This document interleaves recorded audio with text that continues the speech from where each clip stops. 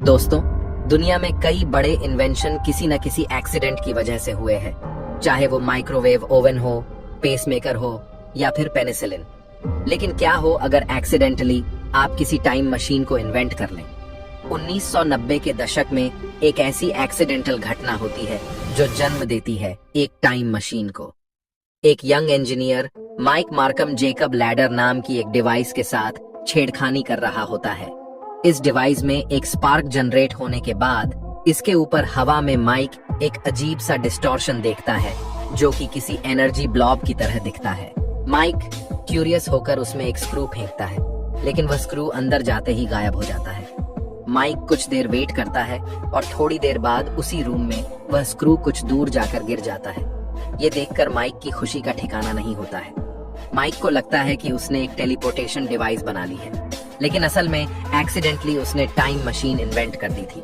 लेकिन इसके बाद कुछ ऐसी घटनाएं होती हैं जिसके बाद Mike Markham time travel mystery का सबसे बड़ा रहस्य बनकर रह जाता है, जिसे देखकर वैज्ञानिक भी दांतों तले उंगली दबाने को मजबूर हो जाते हैं। इस वीडियो को देखने के बाद आप भी हैरान हो जाएंगे। इस घटना की शुरुआत होती है आज से 30 साल पहले 1995 में, जब अमेरिका में माइक मार्कम नाम का एक इंजीनियर जेकब लैडर प्रोजेक्ट पर काम कर रहा होता है।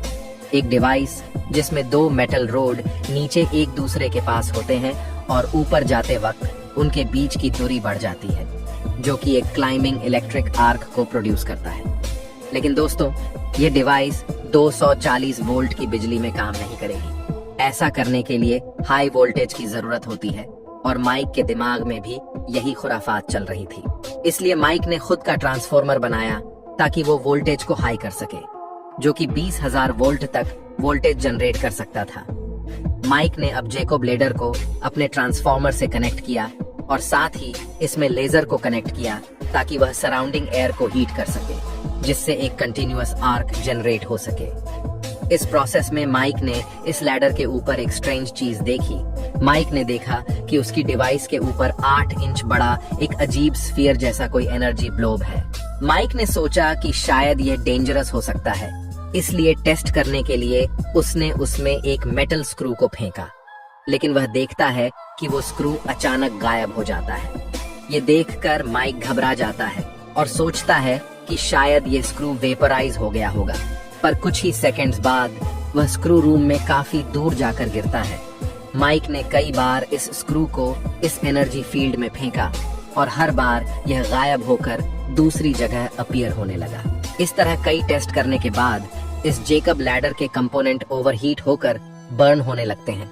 इसलिए माइक इसे फिर से रीडिजाइन करता है और इस बार वह 8 फीट बड़ा एनर्जी ब्लॉब बनाना चाहता है, जिसके लिए माइक को कुछ इलीगल हथकंडे अपनाने का आइडिया आता है। दोस्तों, माइक को अपने एक्सपेरिमेंट को बड़ा करने के लिए काफी ज्यादा हाई पावर की जरूरत थी, यानी कि काफी बड़े ट्रांसफॉर्मर्स की, जिससे वो 50,000 वोल्ट तक जा सके।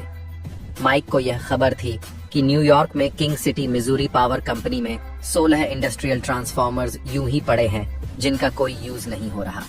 इसलिए माइक अपने दोस्तों के साथ दिन दहाड़े वो ट्रांसफॉर्मर अपने घर ले आया और कुछ ही हफ्तों में माइक ने अपनी डिवाइस का एक बड़ा वर्जन तैयार कर लिया, जिसकी मेटल रॉड्स 4 फुट लंबी और 1/2 इंच मोटी थी।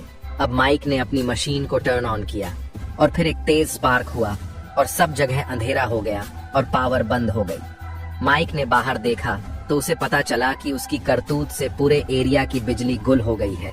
लेकिन कुछ देर में बिजली वापस आई और माइक ने फिर से अपनी मशीन ऑन की और इस बार माइक ने देखा कि उसकी डिवाइस ने कई फीट बड़ा वॉर्टेक्स एनर्जी फील्ड बना दिया था।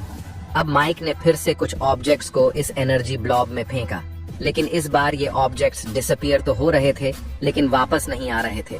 ऐसे में माइक को कोई आइडिया नहीं था कि ये सब क्या हो रहा है। माइक के दोस्तों ने इस बार कुछ बड़े ऑब्जेक्ट्स यानी सोफे को इस एनर्जी फील्ड में डालकर देखा, लेकिन तभी कोई दरवाजा खटखटाता है और दरवाजा खोलते ही माइक देखता है कि उसके स्वागत में पुलिस खड़ी है उसे अरेस्ट करने के लिए। तो दोस्तों, माइक ट्रांसफॉर्मर चोरी करने की वजह से अरेस्ट हो जाता है, लेकिन अब इस इंसिडेंट के बारे में सबको पता चल जाता है और माइक काफी फेमस हो जाता है। जेल के अंदर माइक के दिमाग में बस एक ही चीज चल रही थी, वो थी टाइम मशीन। कुछ दिन बाद माइक की किस्मत चमकती है और एक दिन अमेरिकन रेडियो शो के ओनर आर्ट बेल को माइक के बारे में पता चलता है। माइक के जेल से छूटने के बाद माइक एक हीरो बनकर आता है आर्ट बेल के रेडियो शो में, जहां वो अपनी टाइम मशीन के बारे में बताता है, जिसे सुनने के बाद कई लोग माइक को फाइनेंशियली सपोर्ट करने की बात करते हैं। अब माइक एक और बड़ी और स्टेबल टाइम मशीन बनाने की सोचता है, जिसके लिए वह कई वैज्ञानिकों से भी डिस्कस करता है। कई फिजिसिस्ट माइक को रोटेटिंग मैग्नेट्स का यूज करने की सलाह देते हैं ताकि वह अपनी मशीन को बेटर कंट्रोल कर पाए। दोस्तों, साइंटिस्ट्स के अनुसार टाइम ट्रेवल सच में पॉसिबल है। अल्बर्ट आइंस्टीन की जनरल थियरी ऑफ रिलेटिविटी के अनुसार टाइम ग्रेविटेशनल फोर्स और स्पीड से प्रभावित होता है। जब कोई ऑब्जेक्ट लाइट की स्पीड को अप्रोच करने लगे तो उसके लिए टाइम धीरे चलने लग जाता है, और जब ग्रेविटेशनल फोर्स काफी ज्यादा हो जाए तो वह स्पेस टाइम फैब्रिक को ही काफी कर्व कर देता है, जिससे वहां टाइम स्लो होने लग जाता है, जैसे कि ब्लैक होल्स के आसपास टाइम स्लो चलता है। वैज्ञानिकों ने एक्सपेरिमेंटली इस बात को साबित किया है कि कैसे हमारी पृथ्वी के ऊपर और ग्राउंड पर टाइम का फ्लो अलग अलग है। लेकिन माइक मार्कम की टाइम मशीन न तो हाई स्पीड पर काम कर रही थी, न ही हाई ग्रेविटेशनल फोर्स की मदद ले रही थी। माइक का कहना था कि उसकी टाइम मशीन इलेक्ट्रोमैग्नेटिक फोर्स की मदद से स्पेस टाइम को अफेक्ट करके किसी तरह इस टाइम पोर्टल को ओपन कर पा रही थी, और इलेक्ट्रोमैग्नेटिक फोर्स ग्रेविटेशनल फोर्स से खरबों गुना ज्यादा पावरफुल फोर्स है। ऐसे में जिस ट्रैक पर माइक चल रहा था, रिसर्चर्स के अनुसार एक टाइम मशीन कुछ इसी तरह बन सकती है। इस बार माइक एक काफी बड़ा टाइम पोर्टल बनाने में लगा था। अब अगले 1 साल में माइक एक काफी बड़ी और अपग्रेडेड टाइम मशीन को बनाता है जो 3 अरब वोल्ट पावर जनरेट करती है, और इस बार वह इससे एक काफी बड़े प्लाज्मा टॉर्नेडो को क्रिएट कर देता है। इस बार जब माइक इसमें कुछ बड़े ऑब्जेक्ट्स को डालता है तो वह गायब होकर उसके वेयरहाउस से 100 यार्ड की दूरी पर ईस्ट या वेस्ट डायरेक्शन में जाकर अपीयर होने लगे। यहाँ आकर माइक सोचने लगा कि यह ईस्ट और वेस्ट में ही क्यों जा रहे हैं। माइक ने सोचा कि शायद इसका रिलेशन अर्थ की मैग्नेटिक फील्ड से है। माइक ने कई चूहों को भी इस एनर्जी फील्ड में डाला और इस तरह 200 टेस्ट करके अपने एक्सपेरिमेंट को वेरीफाई किया। वोल्टेज बढ़ाने और मैग्नेट की स्पीड इंक्रीज करने पर कोई ऑब्जेक्ट कितनी दूर जाएगा ये डिसाइड होता था। लेकिन अब माइक खुद अपने बनाए प्लाज्मा टोर्नेडो में इंटर करने वाला था। वह अपने टाइम ट्रेवल का सपना पूरा करने के लिए किसी भी हद तक जाने को तैयार था, भले ही अंजाम कुछ भी क्यों ना हो। और फिर मैडमैन माइक मार्कम उसमें कूद गया और देखते ही देखते उस फील्ड में गायब हो गया। किसी को नहीं पता कि वो कहाँ है। जब कई दिनों तक माइक का कोई अता पता नहीं मिलता, तब आर्ट बेल माइक से मिलने उसके वेयरहाउस में पहुंचते हैं और वहां माइक का कोई नामो निशान नहीं मिलता। वहीं दूसरी तरफ एनर्जी फील्ड से गायब होकर माइक अपने आप को एक खेत में पाता है। लेकिन माइक के साथ एक अजीब चीज होती है। माइक की मेमोरी लॉस हो जाती है। उसे नहीं पता कि वह यहाँ कहाँ से आया, कैसे आया। लेकिन कुछ देर बाद धीरे धीरे माइक की मेमोरी अपने आप रिकवर होने लगती है और उसे पता चलता है कि वह ओहियो में फेयरफील्ड नाम की जगह पर मौजूद है। और हैरानी की बात ये थी कि यह जगह माइक के कंसस में मौजूद वेयरहाउस ओवरलैंड पार्क से 800 मील दूर थी।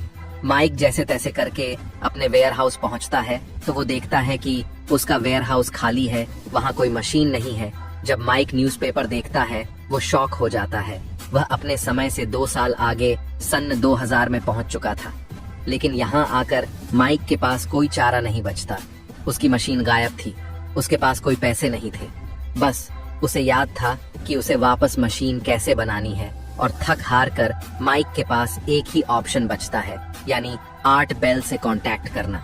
माइक आर्ट बेल के शो पर फिर से आता है और लोगों को अपनी टाइम ट्रेवल घटना के बारे में बताता है, और लोग इस बार फिर से माइक को फाइनेंशियली सपोर्ट करने के लिए रेडी होते हैं। अब माइक फिर से अपनी मशीन को बनाने की सोचता है, लेकिन उसके साथ एक प्रॉब्लम खड़ी होती है। मशीन के बनाए एनर्जी फील्ड में कोई मेटल ऑब्जेक्ट नहीं जाता है। वह या तो तुरंत वापस रीअपीयर हो जाता है या कोई न कोई एक्सप्लोजन हो जाता है। इस वजह से माइक एक ऐसा सिलेंडर बनाता है जिसमें माइक खुद बैठ सके, और किसी फैराडे केज की तरह यह सिलेंडर एनर्जी फील्ड के थ्रू टाइम ट्रेवल कर पाए और अंदर बैठे इंसान को कोई नुकसान न हो। फैराडे केज एक ऐसा सिलेंडर होता है जिसके अंदर इलेक्ट्रोमैग्नेटिक फील्ड एंटर नहीं कर पाती। इस वजह से माइक इसके अंदर एक सेल फोन भी लेके जाता है। अब माइक अपना फोन लेके सिलेंडर के अंदर बैठकर उस एनर्जी फील्ड में एंटर करता है।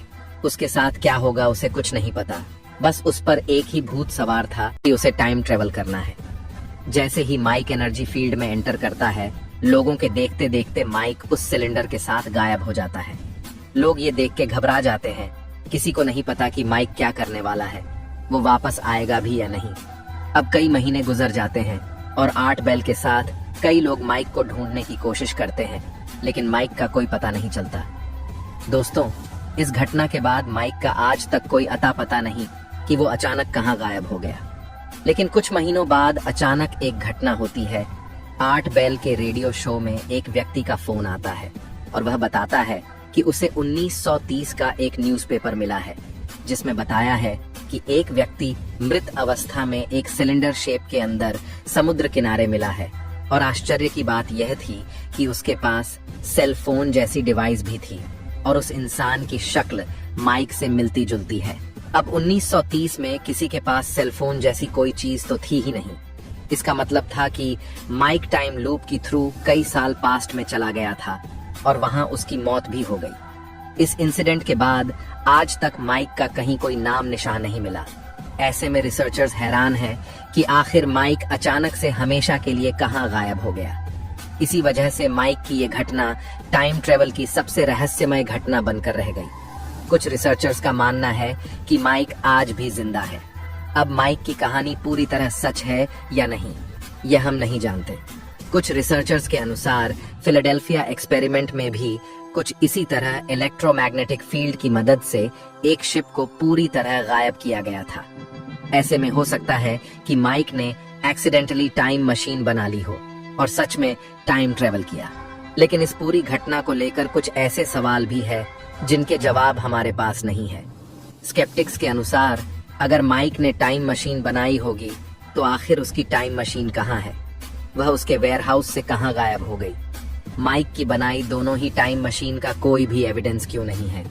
दोस्तों, आज ऐसे कई साइंटिस्ट हैं जो सच में टाइम मशीन पर काम कर रहे हैं, जैसे कि रोनाल्ड मैलेट, जिन्होंने एक थियोरेटिकल टाइम मशीन बना ली है, लेकिन इसके थ्रू टाइम ट्रेवल के लिए गैलेक्टिक लेवल जितनी एनर्जी की जरूरत होगी। स्केप्टिक रिसर्चर्स का सवाल है कि माइक ने इतनी कम एनर्जी में टाइम ट्रेवल किया हो, यह बात साइंटिफिकली इनकरेक्ट है। ऐसे में यह घटना अपने आप में एक रहस्य बनकर रह जाती है कि आखिर माइक के मशीन ने इतनी कम एनर्जी में टाइम पोर्टल कैसे खोल दिया। अब सच्चाई क्या है, ये तो टाइम ही बताएगा। ऐसे में दोस्तों, इस घटना को लेकर आप क्या सोचते हैं? क्या टाइम ट्रेवल सच में पॉसिबल है?